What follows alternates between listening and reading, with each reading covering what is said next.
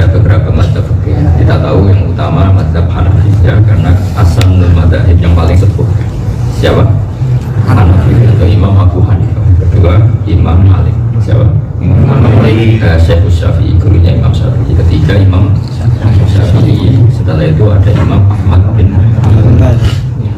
Nah, kenapa kita harus bermadzhab? Bermadzhab artinya mengikuti panutan dalam satu ketetapan fikih. Saya tadi menguraikan detail di mana tadi yang sudah jalan ini penting sekali supaya kamu tambah ya. Kenapa harus bermadzhab? Karena kita kalau berdoa ihdinas siratal mustaqim siratal ladzina, tentu Allah itu tidak makan, tidak minum, tidak tidur, sehingga kita tidak tahu caranya niru minumnya Allah. Allah tidak minum, sehingga ketika Allah mengharuskan kita mengikuti siratal mustaqim, bukan Allah menghentikan jalanku juga, tapi jalannya mereka. Karena bisa diikuti manusia ya manusia. Inna Allah la yaqulu wa la yashrabu dan makan dan minum. Sehingga kalau kita ingin minum niru siapa? Niru cara minumnya Rasulullah, yaitu materinya harus halal, tidak babi maksudnya. Cara makannya juga benar, niatnya juga.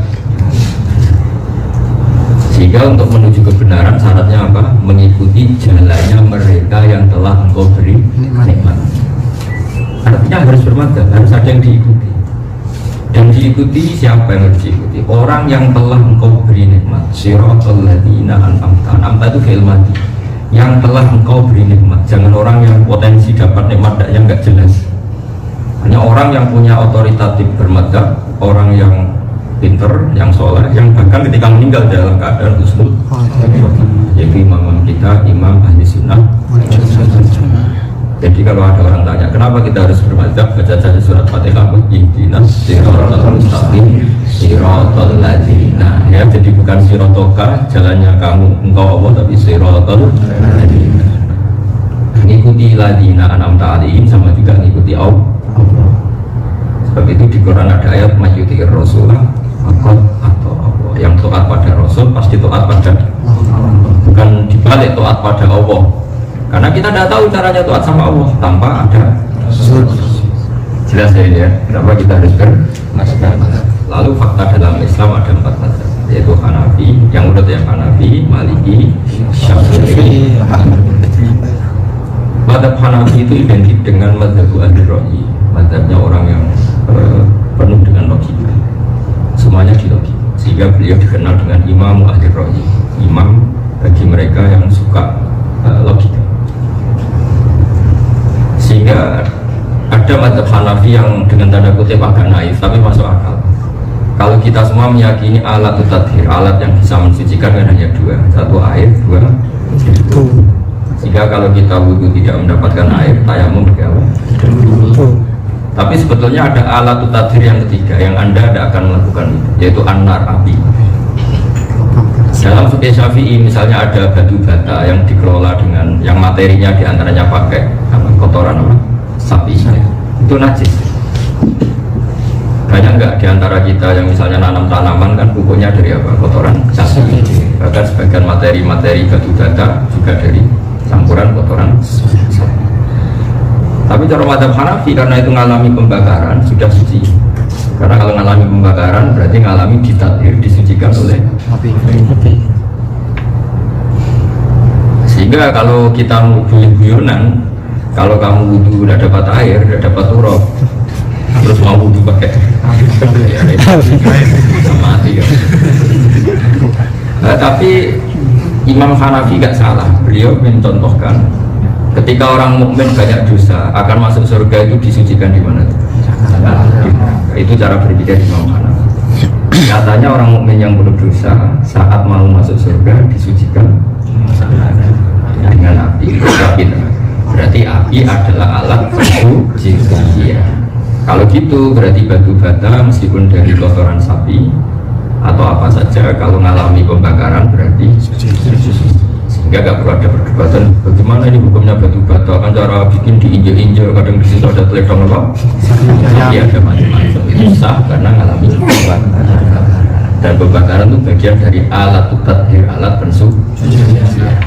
Ya, jadi menurut Hadap Hanafi alat tadhir itu 3, yaitu apa? Alma, Turab, Mana.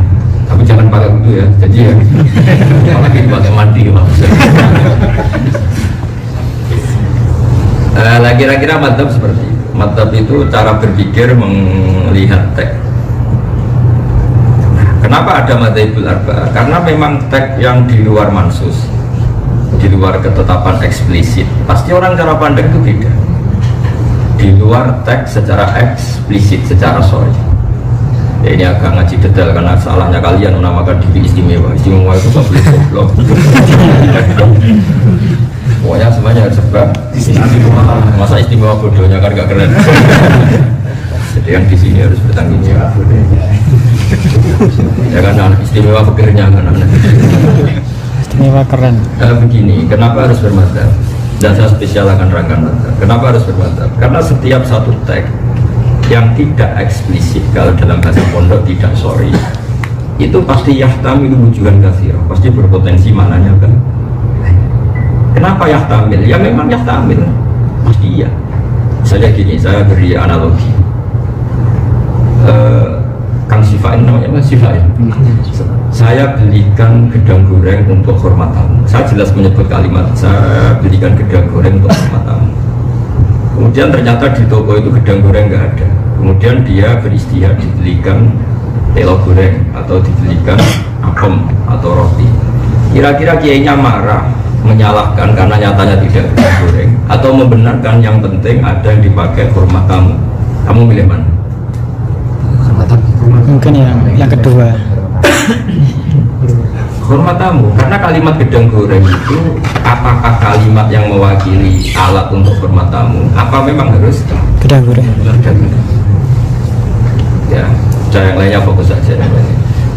Jelas ya.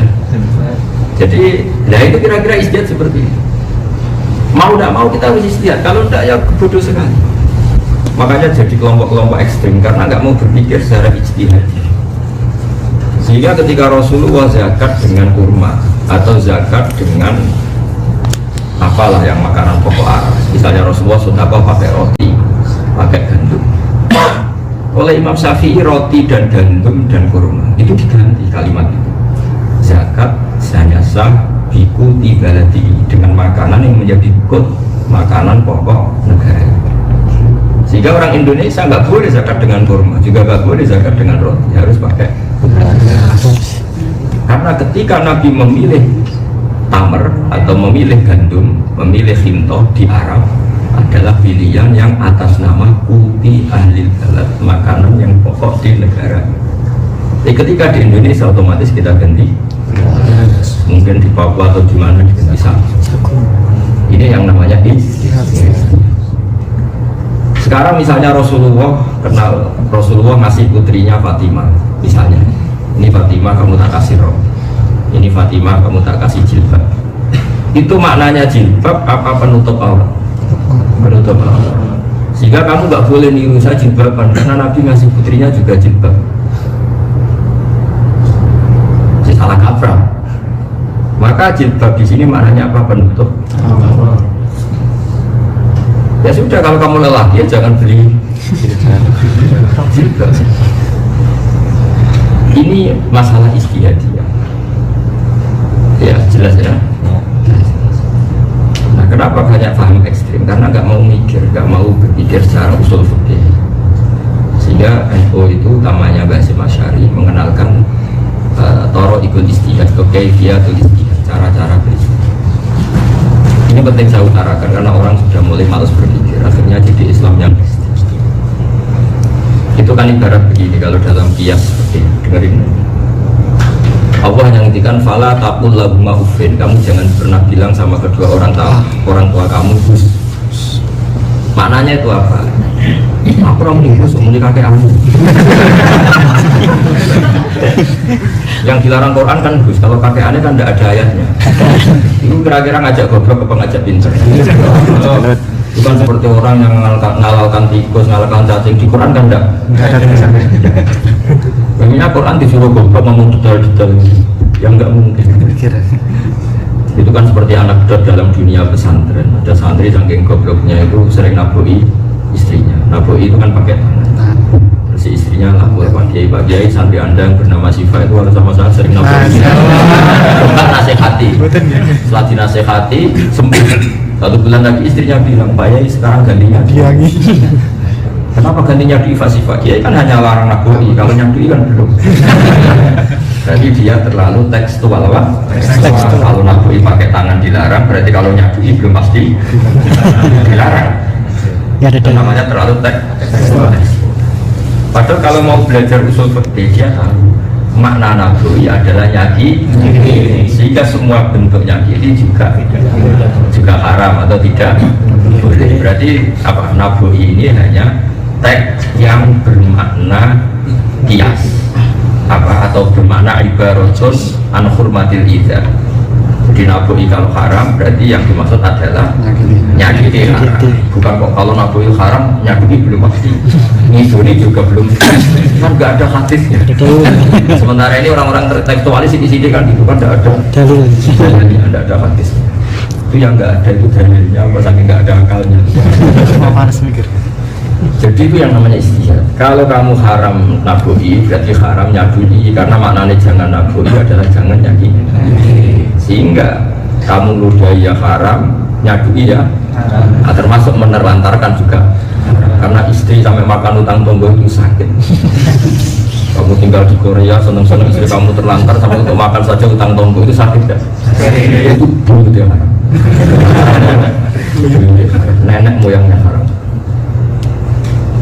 Istri kamu idoni di dalam rumah itu yang tahu hanya kamu. Mungkin ya sakit tapi masih sakitnya di sini Pak. Kalau sampai utang-utang tonggo sakitnya di sana sini.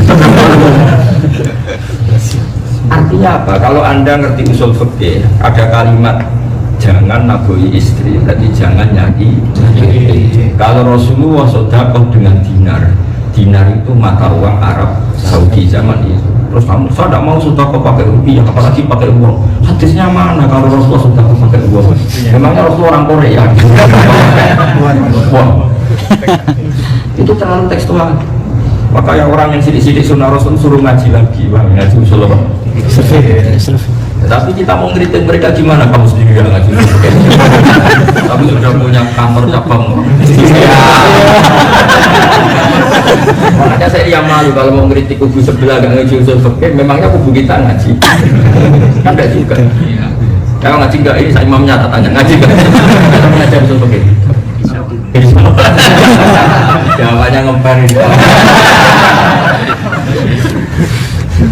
Enak tau, gampang tau kalau usul fikih yang nerangkan saya, gampang ya? Iya. Gampang. Ilmu kalau kena ahli ya gampang. Jadi ngaji usul fikih itu harus. Ya kalau nurutin teks ya Nabi tidak pernah sedekah pakai rupiah, terus kamu nggak pernah sedekah pakai rupiah karena nggak ada hadis yang Nabi sedekah pakai rupiah. Ya Nabi tentu sedekahnya pakai dinar. Tapi maknanya apa? Nabi sedekah pakai mata uang setempat. Jika kita sedekah ya pakai rupiah, orang Korea pakai uang. Karena makna dinar adalah mata uang setempat, bukan ainul dinar juga, tidak harus di dinar. Lama-lama orang nggak sholat semua, Nabi sholatnya kan di Mekah. Gak ada hatinya Nabi sholat di Indonesia, apalagi di mana ini? Korea. Kacau semua kalau semuanya ingin persis. Organisasi. Jadi makanya ngaji usul fikih ya, ngaji apa? Semua itu ditanggapi secara ilmu apa? Jadi fala taqul lahum uffin, kamu jangan bilang ke orang tua hus. Kalau hus saja, jadi hus itu ibaratun an aqallil idzan. Hus itu adalah nyakiti paling minimal. Pak, ujung ini pokoknya gitu toh aja kan, apalagi jangan jodoh ya. Kakaknya, bapaknya, abahnya ya kan? Pokoknya kamu, jadi ufin itu ada ulama maknanya atadajjar, merasa enggak nyaman. Itu aja kan. Jadi atadajjar, merasa kamu dengan orang tua ada nyaman. Itu saja sudah haram, apalagi jangan keadaan itu. Artinya apa? Mau tidak mau kita pakai hukum kias. Kias itu analogi. Makanya ada bahwa Quran, hadis, ijma, nah, itu yang tahu ulama. Jadi kamu nggak usah sidik-sidik tahu hadisnya mana, Qurannya mana. Memangnya kurang jelas logika kamu sampai tanya Quran